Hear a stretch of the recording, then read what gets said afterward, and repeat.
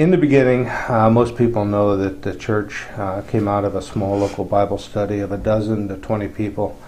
We met every week, and we saw a need in the community for a church that would be a strong witness to the community, to the unsaved, to the Back Mountain area, Wyoming Valley, and one that would reach out and work with other churches in the community to reach the unsaved. We chose the name Fellowship because we wanted to be inclusive. We wanted to have people of various denominations feel free to come and worship with us. After we met for some time and the study grew, and we were praying about the need for a church in the community, as Scott said, we really needed to start praying for a place to meet. Well, one of the first time, actually the first time we actually began to see answers to prayer was when we had our very first service at Camp Orchard Hill at the lodge down by the lake. I remember expecting to see a small group of people.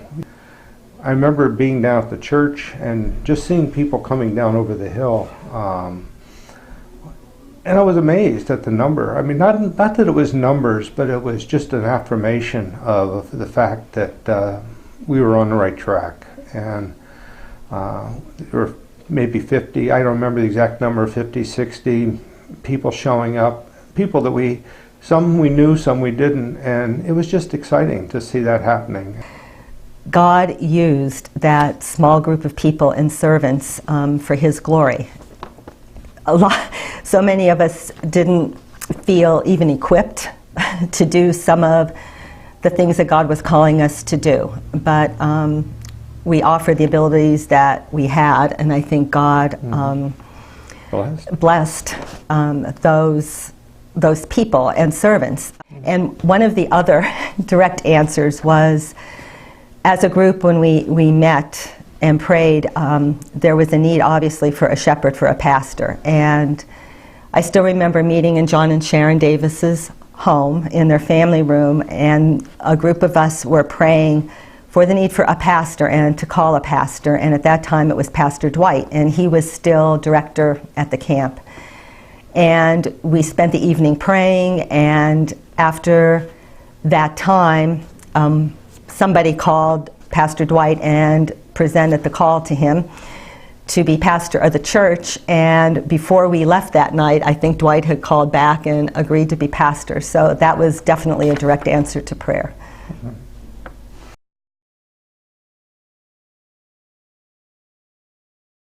Right now, the faith of this group of people, the group of people is different. Some of it is the same as it was back in the 80s, but the group of people are willing to seek God's direction and step out in faith, even for this capital campaign right now.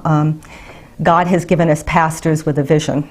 Pastor Dwight had a vision, and he communicated that to the group of people then. And Pastor Mark and Pastor Carl and Tim, the staff is communicating that vision again to this group of people, and the people are willing to listen to the pastors as they are seeking God's will, and we're moving forward again in faith, and that's exciting to see. And I just want to see that outreach to the community to share the good news of the gospel of God's grace to the lost and the broken, and I just want to see that continue.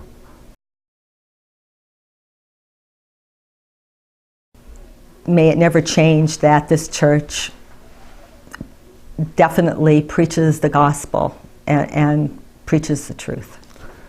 And I want people in the community to know that this church, when they drive by, when they hear of Fellowship, when they see anything associated with Fellowship, whether they come here or not, I want people in the community to realize that we preach the Word of God. We're open to all.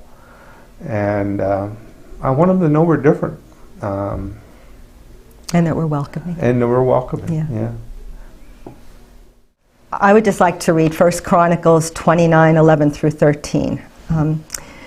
It's a prayer of David to the Lord, and it's, yours, O Lord, is the greatness and the power and the glory and the victory and the majesty. For all that is in the heavens and in the earth is yours. Yours is the kingdom, O Lord, and you are exalted as head above all.